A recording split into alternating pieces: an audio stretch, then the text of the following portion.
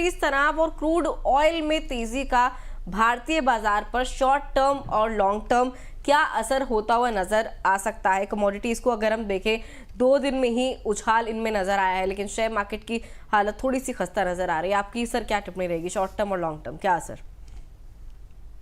देखिए दिव्या, क्योंकि ये इवेंट जो हुआ 2 दिन हो गए उसको, और नीजर्क रिएक्शन आना ही था और वो आया भी। इनफैक्ट अगर आप मार्केट पार्टिसिपेंट्स के एक्सपेक्टेशन को देखें तो नीजर्क रिएक्शन शायद इससे ज्यादा का एक्सपेक्टेड था इन इक्विटी मार्केट्स के लिए भी, गोल्ड के लिए भी और सिल्वर के लिए भी। क्योंकि अगर आप देखें हमारी जो मार्केट्स हैं, निफ्टी का जो आज गिरावट हुई है, वो उस हिसाब से नहीं थी, बिकॉज एक्सपेक्टेशन ऐसा था और प्री मार्केट तो बहुत ही ज्यादा डाउन दिखा रहा था, बट उतना डाउन नहीं हुआ। तो एक एक मैं ये बोलूंगा अच्छा साइन है इन टर्म्स ऑफ जो सपोर्ट लेवल्स है मार्केट के, वो अच्छे हैं। सिमिलरली अगर आप गोल्ड और सिल्वर की बात करते हैं, अगेन जिस तरीके की इवेंट हुई है ये भी हो सकता था कि गोल्ड 8-8 10% स्पॉट मार्केट में ऊपर बढ़ जाता, लेकिन अगर आपने आपके डेटा के हिसाब से भी देखे तो 27 फरवरी और 2 मार्च, ये 2-3 दिन में 4-4.5% का जो बढ़ोतरी हुई है। सो अगेन मुझे लगता है कि वो जो पिछले कुछ समय से टेंशन बिल्डअप हो रही थी और जिसकी वजह से गोल्ड सिल्वर वापस एक टेरिटरी या एक जोन में स्टैग्नेट होके रह गया था, वो यही रीजन था कि ये टेंशन थी और कब ये इवेंट होगी। और कई बार कैसा होता है दिव्या, इवेंट से ज्यादा इवेंट का जो होने का डर है वो ज्यादा होता है। और क्योंकि ये जब इवेंट हो चुका है तो अब हमारे पास आज एक दिन का जो अगर आप डेटा देखें, गोल्ड सिल्वर जिस तरीके से ऊपर गए और मार्केट जिस हिसाब से नीचे है, और इवन क्रूड की अगर हम बात करते हैं तो क्रूड का जो ओपनिंग हुई थी वो $90 के ऊपर हुई थी, बट बाद में धीरे धीरे वो सेटल हुआ। ये कुछ इंडिकेटर्स ऐसा बताते हैं कि टेंशन जरूर है, लेकिन शायद मे बी मार्केट पार्टिसिपेंट्स को ये लगता है कि ये बहुत लंबा नहीं चलेगा, बिकॉज मिडिल ईस्ट में अगर ईरान के सामने देखें तो इवन नाटो कंट्रीज शामिल हो गई हैं, यूएस इजराइल हैं, और जो नेबरिंग कंट्रीज में भी उन्होंने जिस तरीके से किया, तो शायद उनको बहुत बड़ा कोई सपोर्ट नहीं मिलेगा।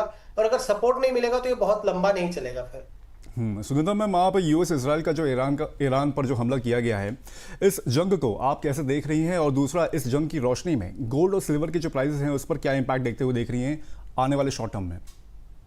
अगर देखें तो काफ़ी ड्रामेटिक एस्केलेशन हुई है इन हॉस्टिलिटीज ओवर द वीकेंड, जहां कॉम्बैट ऑपरेशंस किए गए हैं इसराइल एंड यूएस की तरफ से, और वहीं ईरान ने भी रिटालिएट किया है। अभी ये जो वॉर लाइक सिनारियो है, इसमें अनसर्टेनिटी बहुत ज़्यादा बढ़ी, and gold is considered to be a major safe haven asset, जिसमें हम डिमांड आते हुए देखते हैं जब भी कोई वॉर लाइक सिनारियो बनता है। सो गोल्ड को काफ़ी ज़्यादा फेवर मिलता है, even though war is not good, but still gold and silver के प्राइसेस पर हम पॉजिटिव इंपैक्ट आते हुए देख रहे हैं। सो अभी अगर देखें तो ओवरऑल प्राइस आउटलुक के पर्सपेक्टिव से देखें तो प्राइसेस में कुछ दिनों की हमने कंसोलिडेशन आते हुए देखी, जहां 3 राउंड्स ऑफ टॉक्स में कुछ ब्रेक थ्रू नहीं हुआ, उसके बाद ये वॉर आई। बट फ्राइडे के सेशन में ही प्राइसेस ने क्लियर एक इंडिकेशन दे दिया था कि prices are headed on a upward trajectory. हमने आपके ही दूसरे बुलियन मीटर पे पिछले हफ्ते क्लियरली इंडिकेट किया था कि 1,57,000 से 1,58,000 गोल्ड के लिए बहुत स्ट्रॉन्ग बेस की तरह इमर्ज हो रहा है। सो अभी भी हमारा ऐसा ही मानना है कि ये बेस रहेगा प्राइसेस के लिए। Overall prices are headed on a positive trajectory.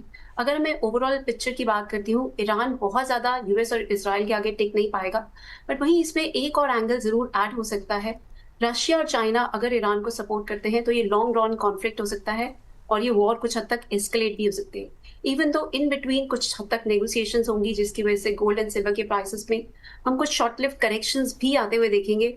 But अगर मैं लार्जर पिक्चर की बात करूं तो लार्जर पिक्चर में गोल्ड एंड सिल्वर काफी पॉजिटिव नजर आ रही।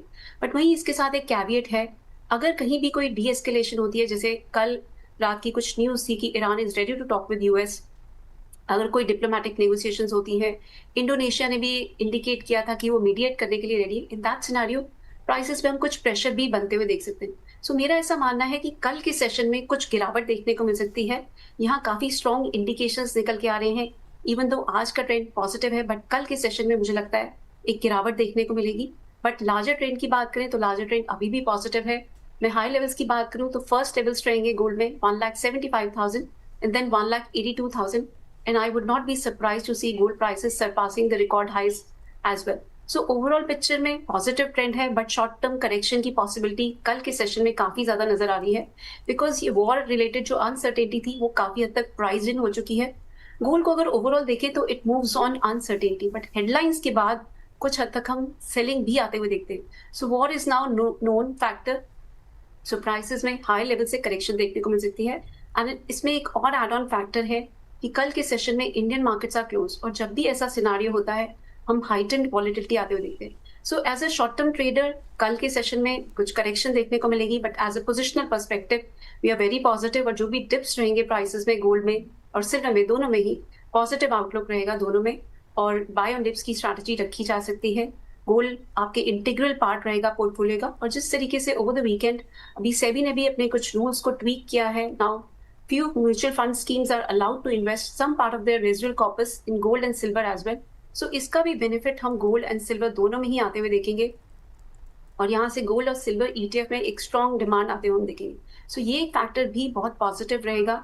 इसके साथ साथ इस हफ्ते यूएस के काफी सारे इकोनॉमिक डेटा भी लाइंड अप है, ये भी प्राइस मूवमेंट को काफी हद तक डिक्टेट करेंगे। So lot of catalyst to watch out for, but अभी जो मेजर न्यूज फ्लो रहेंगे from the geopolitical flash point, ये काफी इंपॉर्टेंट रहेंगे। इसके साथ साथ अफगानिस्तान और पाकिस्तान में भी जिस तरीके से कॉन्फ्लिक्ट बढ़ रहा है, ये एक अनदर जियोपॉलिटिकल फ्लैश पॉइंट है that is also going to impact gold and silver prices.